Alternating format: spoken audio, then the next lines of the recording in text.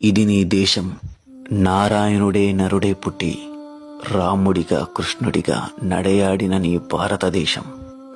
ఈ ప్రపంచం మొత్తంలో క్రిస్టియానిటీ మతమున్న దేశాలు 130, ఇస్లాం మతమున్న దేశాలు 57, హిందూ మతం పుట్టి పెరిగి బతుకుతున్న ఒకే ఒక్క దేశం భారతదేశం. స్ట్రైట్ గా నేను ఒక క్వశ్చన్ ఇస్తాను, స్ట్రైట్ గా నీ ఆన్సర్ ని కమెంట్ బాక్స్ లో రాసేసెళ్ళు.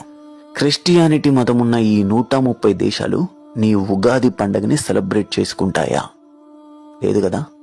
సరే, ఇస్లాం మతమున్న ఈ 57 దేశాలు నీ ఉగాది పండుగని సెలబ్రేట్ చేసుకుంటాయా? లేదు కదా.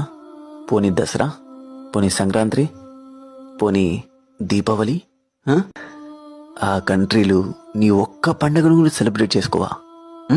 మరెందుకు డీజేలు పెట్టేసుకొని, చొక్కాలు చింపేసుకొని, కేకులు కోసేసి, బీర్ల మీద బీర్లు తాగేసి ఇది నీ పండుగ కాదు, నువ్వు డమ్మిగాడివి.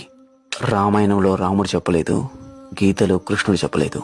అసలు ఇది నీ సంస్కృతే కాదు. ఇప్పటికైనా ఆలోచిద్దాం, ఆపేద్దాం.